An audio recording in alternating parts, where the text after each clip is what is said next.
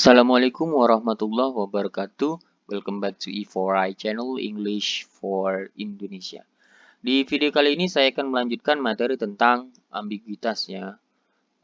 Tapi kali ini saya akan membahas tentang teori-teori yang biasanya digunakan apabila kita itu ingin memproses kalimat yang bermakna ganda atau kalimat ambigu. Jadi apa saja teori-teorinya?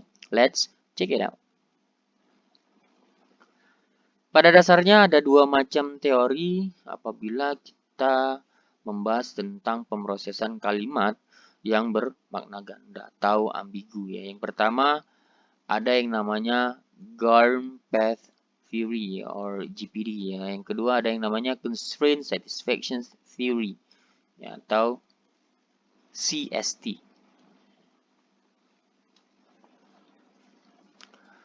Untuk Garden Path Theory ya, jadi di sini menurut teori ini orang itu membangun makna ya, itu berdasarkan pengetahuan sintaktik ya. Jadi intinya semakin kita itu mengenal tentang sintaktik suatu bahasa, maka apabila kita ingin membangun makna dari suatu kalimat yang kita dengar atau membangun makna dari suatu ujaran yang kita dengar, itu akan semakin lebih mudah. Ya. Untuk Garden Path Theory ini or GPT ini, dia ada dua prinsip di sini. Ya. Yang pertama ada yang namanya Minimal Attachment Principle or MAP. Ya. Kemudian yang kedua ada yang namanya Late Closure Principle ya, or LC. Ya.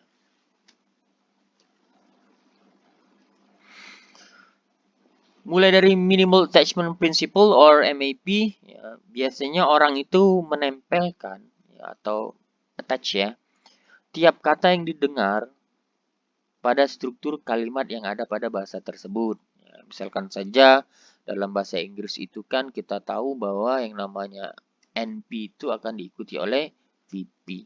Ya, setelah VP biasanya kan ada NP lagi.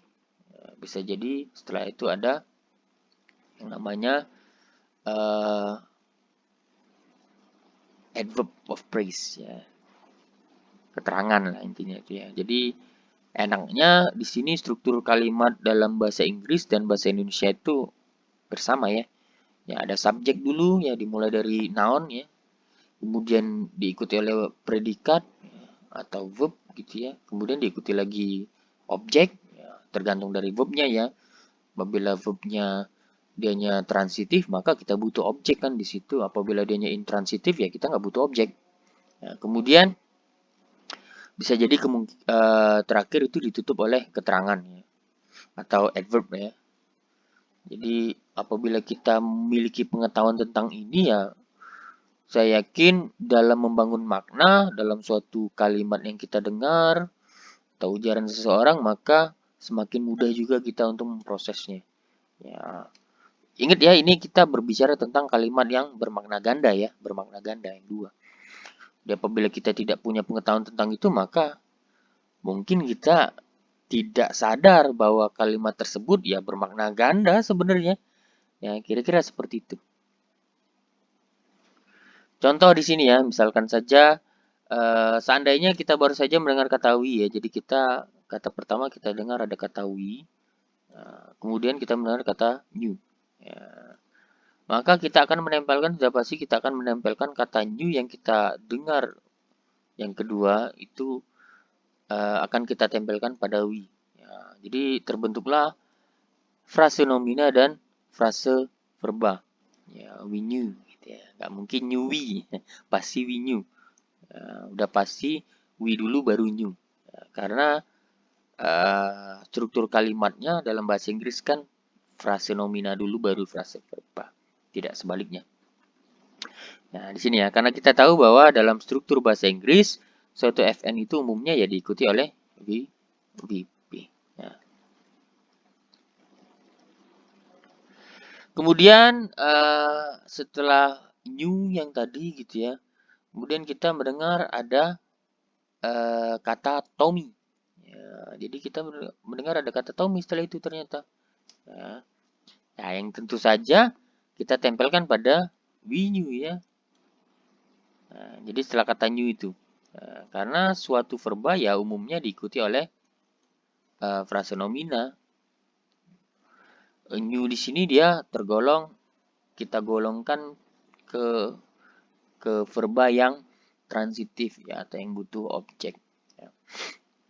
Jadi Tommy ini memungkinkan untuk ditempelkan setelah kata knew. Ya. Jadi kalimatnya akan menjadi we knew Tommy.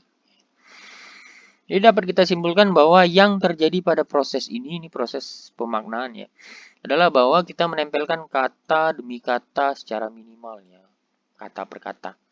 Kita dengar satu kata, kita tempelkan. Kita mendengar satu kata, kita tempelkan. Itu namanya minimalnya ya. Jadi artinya menempelkan pada kata yang terdekat sebelumnya. Ya, enggak yang terjauh ya. Jadi kata yang kita baru saja dengar, itu akan kita tempelkan pada kata yang sebelumnya kita dengar. Ya, tepat sebelum yang kita dengar. Ya, apabila itu masuk hitungan struktur kalimat, sudah pasti kita akan tempelkan. Kalau tidak, ya akan ada, kita akan berpikir lebih lagi di sana ya. Misalkan saja, tadi kan dimulai dari frase noun ya, we ya. Kemudian setelah frase noun ternyata kita tidak menemukan frase verbanya, maka kita akan berpikir di situ, maksud kalimat ini apa. Kira-kira seperti itu ya. Kemudian late closer principle ya. Jadi pada LCP ya, atau late closer principle di sini kita menempelkan ya, atau attach kata-kata yang berkaitan. Jadi apabila misalkan kita mendengar satu kata apa gitu ya, kemudian kita bisa menempelkan kata yang lain yang kira-kira memungkinkan untuk kita tempelkan ya. Artinya sini apabila memang strukturnya itu memungkinkan. Jadi misalkan saja frase nomina kemudian diikuti oleh frase verba yang transitif ya. Sudah pasti kalau dia transitif kan dia akan diikuti lagi oleh yang namanya frase nomina dong. Ya, jadi memungkinkan untuk dimasukkan frase nomina. Kalau misalkan yang masuk adalah bukan frase nomina, maka kita akan memaknai yang beda lagi. Ya, kira-kira seperti itu. Mungkin kita akan berpikir lebih lagi. Loh, kok bukan frase nomina? Ya, kira-kira seperti itu.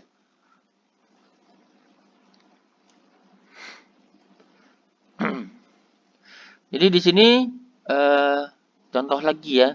Jadi kata well, jadi kan kita mendengar we knew Tommy ya. Jadi apabila setelah we knew Tommy tadi kita ingin menempelkan kata yang lain, sepertinya kata well ya itu memungkinkan untuk ditempelkan pada kalimat tadi ya. We knew Tommy misalkan kita ingin, wah sepertinya apabila saya masukkan atau saya tempelkan well, struktur kalimatnya tidak akan ini ya, tidak akan bermasalah karena dia mungkin ya. Karena well di sini kan dia berbentuk adverb of phrase ya, atau keterangan ya. Jadi kita dapat menempelkan kata well tadi ya, dan tidak ada makna yang berubah. Maknanya tidak berubah. Yang berubah hanya seberapa jauhnya saja kita mengenal Tommy ya. Ya we knew Tommy, kami tahu Tommy. Kalau dikatakan well ya berarti kita bisa dikatakan lah ya kita sangat mengenal Tommy. Ya. Intinya kan dia masih kenal Tommy ya. Kira-kira seperti itu. Jadi dengan demikian maka dapat kita pahami kalimat tersebut sebagai ini tadi ya, we knew Tommy well. Ya. Di sini ada NP, ada VP, ada NP lagi, kemudian ada adverb of phrase. Ya. Jadi kan seluruh kalimat dalam bahasa Inggris ya ada seperti ini ya, NP. NP itu diikuti oleh VP, VP bisa diikuti oleh NP, NP juga bisa diikuti oleh adverb of phrase. Ya. Jadi memungkinkan. Ini dari sintaktik ya. Akan tetapi apa yang terjadi apabila ternyata kata terakhir ya, yang masuk adalah kata escape, ya, bukan well. Ya. Kalau tadi kan well, ternyata bukan well, ya, ada kata escape di situ. Ya, jadi sehingga terbentuklah kalimat we knew Tommy escaped. We knew Di sini biasanya kalau mau menjedanya di sini dia menjeda. We knew Tommy escaped. Ya, jadi kalau misalkan yang terjadi adalah ternyata ada verb lain atau ada frase verba yang masuk, contohnya escape di sini, apa yang akan terjadi? Ya, we knew Tommy escaped, bukan we knew Tommy well gitu ya. Jadi dengan maksudnya kata escape di situ, ya, maka seluruh interpretasi yang sebelumnya kita bangun tadi ya, ternyata menjadi keliru.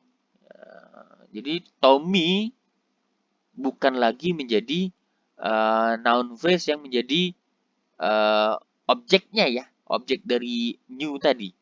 Ya, ini ya, complement dari verba. Tetapi Tommy tadi berubah menjadi subjek dari anak kalimat Tommy escape. Ya, jadi escape-nya ini menjadi verb dari anak kalimat ya, atau kata kerja dari anak kalimat, dan Tommy dia menjadi subjek dari anak kalimat. Ya, bukan complement atau objek dari verba new. Ya, jadi ada dua klausa di sana jadinya ya. Ada independent clause dan ada subordinate clause di situ, atau dependent clause ya. Kemudian selanjutnya, teori yang selanjutnya ada yang namanya teori constraint satisfaction ya, atau CST. Ya. Jadi model-model yang ada dalam teori CST ini gitu ya, mengikuti kaum koneksionis sih sebenarnya ya. Jadi kaum koneksionis biasanya menggunakan ini ya. Jadi di sini modelnya itu mengikuti kaum koneksionis ya, yang menyatakan bahwa unit-unit pemrosesan awal itu memiliki kendala daya asosiatif yang berbeda-beda. Ya. Jadi dengan kata lain, gitu ya, yang pertama, biasanya kata-kata yang sering kita gunakan, gitu ya, akan jauh lebih cepat diproses. Ya. Jadi semakin sering suatu kata itu kita gunakan, semakin cepat juga akan kita prosesnya. Ya, dibandingkan dengan kata yang jarang sekali kita gunakan, gitu ya. Prosesnya mungkin agak sedikit lama ya, apalagi kalimat tersebut mungkin bisa jadi ya dari berapa kali kesempatan ya, mungkin hanya 1-2 kali saja kita menggunakan katanya ya, itu lebih lagi ya, agak sedikit sulit kita memprosesnya ya. Cuma apabila kata tersebut sering kita gunakan, maka sangat mudah sekali kita memprosesnya karena sering kita gunakan ya, kira-kira seperti itu. Yang kedua, makna yang umum dimengerti oleh orang itu akan lebih awal muncul daripada makna yang khusus. Ya, misalkan saja dalam suatu kata itu dianya memiliki makna yang lain. Ya, tapi makna yang lain ini jarang sekali diketahui oleh orang lain. Ya, bukan berarti tak pernah digunakan ya, digunakan tapi jarang orang tahu. Ya, misalkan saja contoh kata sentence ya. Apa arti sentence di sini? Ya, kalau mendengar kata sentence ya. Jadi makna kata sentence ya pada umumnya gitu ya, ya adalah kalimat. Umumnya kan seperti itu ya, kalimat. Ya, dan baru kemudian makna lain yang muncul. Ya, jadi mendengar kata sentence itu ya umumnya orang akan memproses kata tersebut, memaknai kata tersebut dengan kalimat. Ya, baru muncul makna yang lain. Makna yang lainnya adalah hukuman ya, atau menghukum, sentence ya. Jadi kalau di persidangan ya sentence ya bukan hanya sekedar kalimat ya, tapi dia akan maknanya akan menjadi hukuman atau menghukum, biasanya seperti itu ya. Kemudian yang ketiga, ya adanya kata oleh. Misalkan saja kita menggunakan kata oleh gitu ya dalam suatu kalimat bahasa Indonesia ya. Biasanya kan memicu asosiasi dengan bentuk kalimat pasif ya. Biasanya seperti itu ya. Jadi kalau misalkan kalimatnya pasif dalam bahasa Indonesia sih biasanya akan kita gunakan kata oleh. Ruangan ini disapu oleh si A. Makanan ini dibuat oleh si B misalkan saja. Jadi oleh di sana biasanya berasosiasi dengan ya, kalimat pasif ya, kira-kira seperti itu. Oke. Menurut teori ini juga ya orang sejak semula itu ya memiliki pengetahuan tentang kegandaan. Intinya orang itu ada basic dulu tentang yang namanya kalimat ambigu ya atau kata yang memiliki makna ganda. Biasanya seperti itu ya. Jadi makna suatu kata karena pada tiap kata yang didengar akan diberikan fitur-fiturnya. Kira-kira seperti itu apabila menggunakan constraint satisfaction theory ya. Jadi intinya orang itu udah tahu dulu ya atau memiliki pengetahuan tentang makna ganda. Intinya itu ya. Contohnya waktu mendengar kata man gitu ya, dalam mental kita yang muncul sudah pasti fitur-fitur sebagai berikut ya. Man itu kan secara semantik ya man bernyawa ya. Kemudian udah pasti kalau man ya manusia biasanya kita gunakan. Kemudian kalau untuk peran semantiknya ya man ini bisa sebagai pelaku, ya bisa sebagai pasiennya, ya kira-kira seperti itu. Dan yang lain ya, bisa yang lain. Kemudian secara kategori leksikalnya ya man ini adalah nomina. Yang lainnya tahu ya. Struktur X bar-nya biasanya man ini ya dari NP ya bisa ada specifier-nya, kemudian ada noun-nya dari noun. Jadi bisa noun, bisa complement ya kira-kira seperti itu. Ya. Jadi ini fitur-fitur dari man. Jadi intinya apabila kita mendengar suatu kata sudah pasti fitur-fitur ini secara otomatis akan muncul. Ya. Jadi nggak mungkin misalkan saja man di sini kemudian secara semantiknya kita akan hadirkan juga opsi misalkan saja hewan, rasanya enggak. Ya, karena kita tidak menggunakan kata man untuk hewan. Ya, kira-kira seperti itu. Jadi oleh karena itu pada waktu seseorang itu mendengar suatu kalimat gitu ya, sebenarnya dia mengaktifkan semua macam fitur. Ya, seperti yang saya katakan tadi ya. Jadi mendengar suatu kalimat, fitur dari tiap-tiap kata itu akan keluar. Ya, misalkan tadi ya, yang ganda misalkan man tadi ya sebagai nomina ya dan man sebagai verba. Tetapi hanya satu yang diangkatnya menjadi dominan gitu ya atau sesuai dengan konteks yang dibutuhkan. Ya, jadi man bisa sebagai nomina intinya itu ya dan man bisa sebagai verba. Tapi hanya satu saja kalau dia sebagai nomina ya nomina saja kalau dia sebagai verba ya verba saja. Intinya itu ya, menjadi dominan ya. Jadi man itu sebagai nomina atau sebagai verba ya lihat konteks ya. Kalau dia sebagai verba sudah pasti sebelum man harusnya ada noun dong, ya ada kata benda dong. Ya, kalau sebelum itu tidak ada kata benda, misalkan saja kalimatnya diawali oleh man langsung, besar kemungkinan man itu adalah nomina. Tapi apabila sebelum man itu ternyata ada nomina, ya kita lihat, ya, besar kemungkinan man ini sebagai verba. Ya. Misalkan contoh ya, the old man, the boat, misalkan saja the old man the boat. Jadi apa yang dapat kita analisa dari contoh ini? Dengan kata-kata the old man the boat. Apa sih? Ini ya, man ini ya. Apakah ini old man-nya dianya ini nomina atau dianya sebagai verba? Penutur bahasa Inggris sebenarnya sadar bahwa kata man ya, itu kan bisa berstatus nomina dan bisa juga artinya orang ya atau berstatus sebagai verba yang artinya mengawaki atau menjadi awak suatu kapal ya. Akan tetapi karena bentuk the ya, yang diikuti oleh sebuah adjektiva pada umumnya akan membentuk suatu ini ya frase nomina ya atau VP ya. VP NB sorry.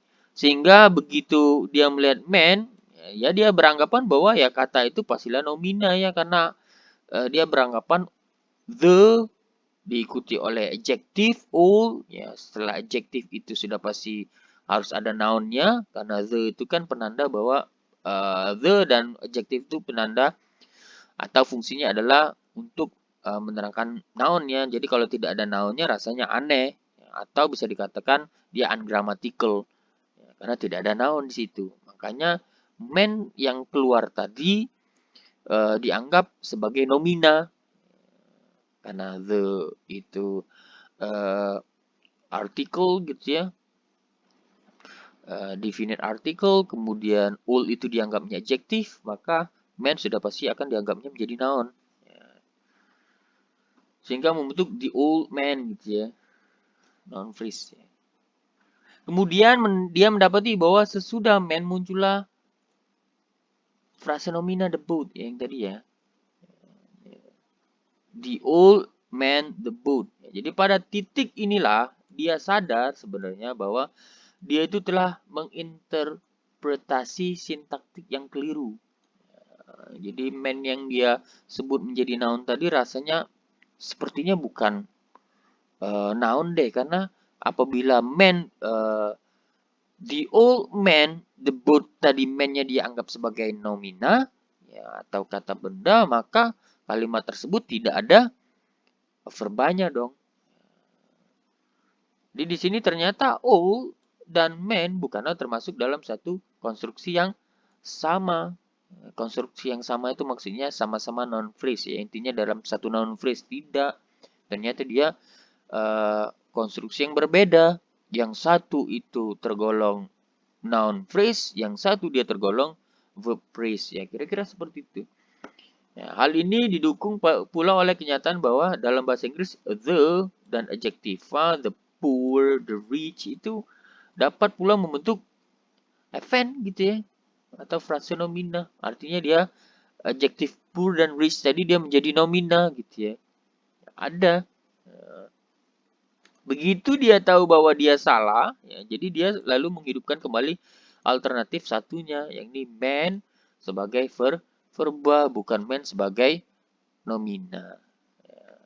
Untuk memberikan interpretasi yang lain. Ya, apabila tidak ada pengetahuan tentang ini, tentang kegandaan ini, tentang man tadi, kalau man itu bisa menjadi verba juga, maka tidak akan sampai ke sana memaknainya. Ya, jadi intinya sekali lagi di sini dia harus paham dulu, paham betul dulu bahwa kata itu memang pengetahuan tentang ganda ya, tentang makna ganda itu harus ada terlebih dahulu. Kalau tidak ada, mungkin agak sulit memproses kalimat ambigu ini. Ya, jadi intinya apabila seseorang itu tak tahu bahwa man itu juga bisa menjadi verba, maka dia tak akan pernah berpikir bahwa man itu akan verba, akan menjadi verba. Ya, oke, baik. Kira-kira seperti itu ya.